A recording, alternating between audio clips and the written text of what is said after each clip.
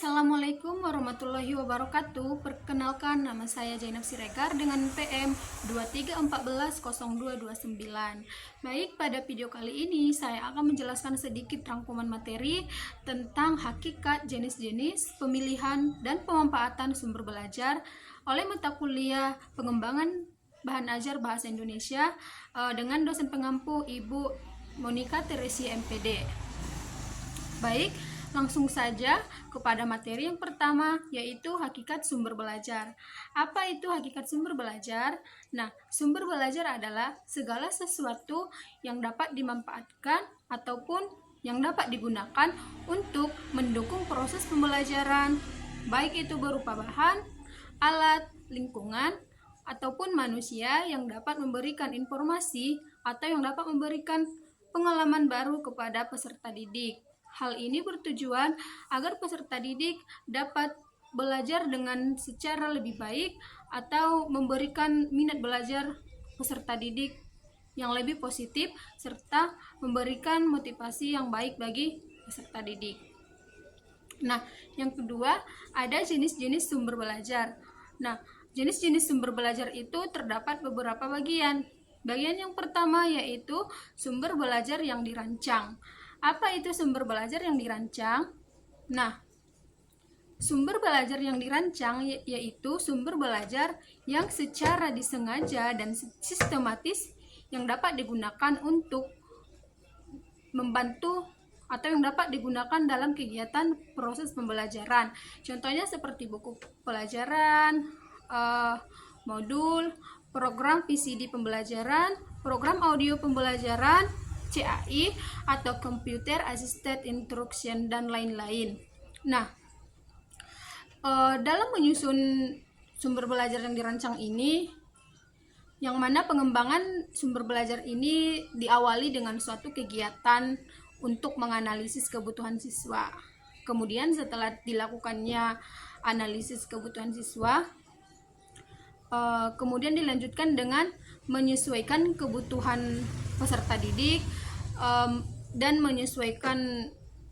menentukan tujuan yang ingin dicapai, menganalisis kebutuhan peserta didik, kemudian materi yang ingin diberikan, materi yang ingin diajarkan kepada peserta didik apa saja, dan menentukan media yang cocok untuk pembelajaran dan menentukan medianya itu dengan tujuan dan karakteristik belajar yang telah ditentukan sebelumnya. Jadi sumber belajar yang dirancang ini memang betul-betul khusus dirancang oleh guru kepada siswa dengan memperbandingkan atau dengan menganalisis terlebih dahulu kebutuhan siswa, kemudian menentukan media yang cocok, dan juga menentukan tujuan yang ingin dicapai oleh suatu peserta didik terkait dengan sumber belajar yang dia buat. Nah, yang kedua, ada sumber belajar yang dimanfaatkan. Nah, tadi ada sumber belajar yang dirancang. Nah, yang ini ada sumber belajar yang dimanfaatkan. Apa itu sumber belajar yang dimanfaatkan?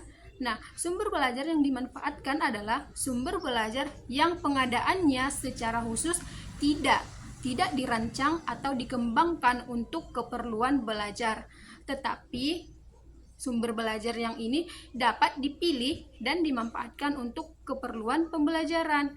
Nah, yang ini tidak dirancang, tidak secara khusus dirancang untuk suatu keperluan pembelajaran, tetapi dia bisa dipilih dan dapat dipergunakan oleh guru untuk keperluan pembelajarannya. Apa saja contohnya? Contohnya yaitu surat kabar, siaran televisi, pasar, sawah, pabrik, museum, dan lain-lain. Nah, yang ketiga ada sumber belajar berupa non-cetak.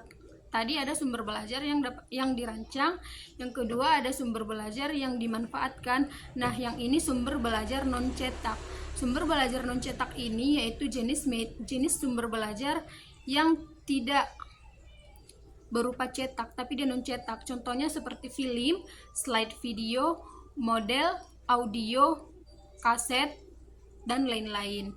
Nah, yang keempat ada sumber belajar berupa fasilitas.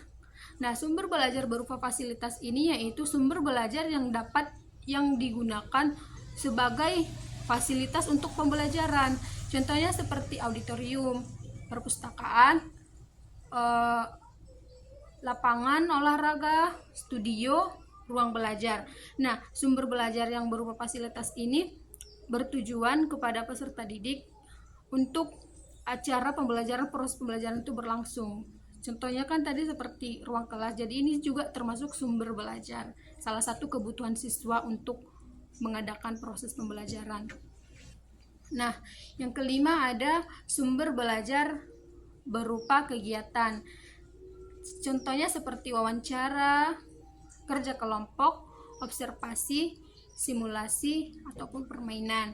Nah, sumber belajar berupa kegiatan ini bertujuan untuk siswa sebagai hasil akhir untuk melihat seberapa jauh pengetahuan siswa untuk dinilai oleh guru. Nah, dengan memberikan suatu kegiatan wawancara juga ini termasuk sumber belajar, karena bisa saja kebutuhan siswa untuk belajar itu melalui wawancara. Baik, yang ketiga sekarang kita masuk ke pemilihan sumber belajar. Pemilihan sumber belajar itu, untuk menyusun suatu sumber belajar itu memerlukan beberapa faktor.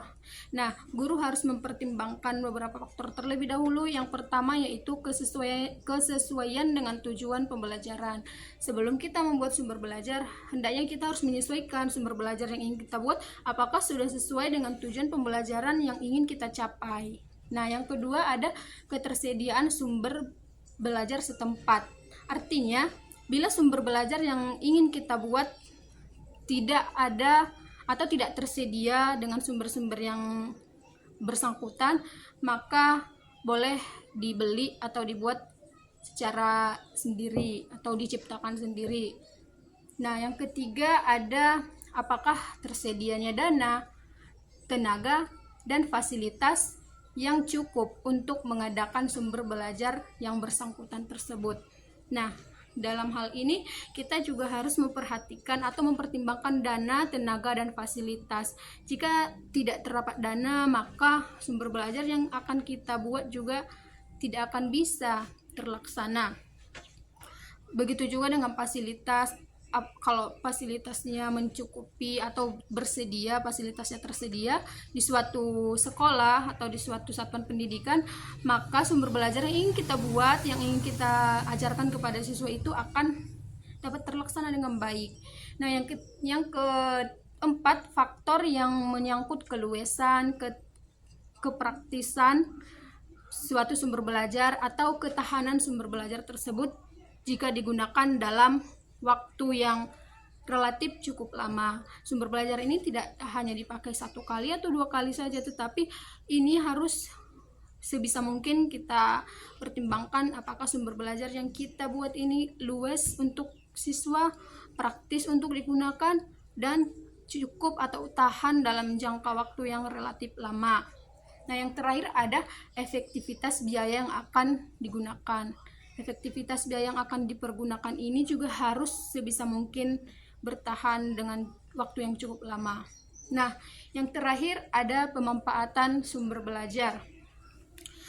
Nah, seorang guru yang memanfaatkan sumber belajar itu akan memiliki beberapa hal yang bermanfaat bagi siswa maupun guru, diantaranya yaitu aman dipergunakan, mudah diperoleh pembelajarannya karena menggunakan sumber belajar sehingga materi yang dijelaskan oleh guru dapat diperoleh secara mudah dan baik oleh siswa. Nah, ada juga dapat mengatasi keterbatasan waktu, ruang, dan keadaan. Nah, dengan adanya sumber belajar ini, maka proses pembelajaran akan lebih mudah sehingga waktu yang diperlukan tidak perlu cukup lama karena manfaat sumber belajar ini untuk mengatasi keterbatasan waktu. Nah, ada juga yaitu menambah pengalaman belajar yang baik bagi siswa, dapat merangsang siswa untuk berpikir, bersikap, dan berkembang lebih lanjut. Kemudian ada juga yaitu dapat menambah minat belajar siswa. Nah, itu dia tadi penjelasan saya tentang hakikat, jenis-jenis, pemilihan, dan pemanfaatan sumber belajar. Jika ada kata yang salah ataupun jika penjelasan saya terbilang cukup ribet atau kurang dapat atau kurang mudah dipahami oleh kalian, saya mohon maaf, namanya juga masih belajar. Nah, jika ada kata-kata yang salah, saya mohon maaf. Saya akhiri dengan salam. Wassalamualaikum warahmatullahi wabarakatuh. Bye bye. Thank you everyone. Thank you Elmar. Boom.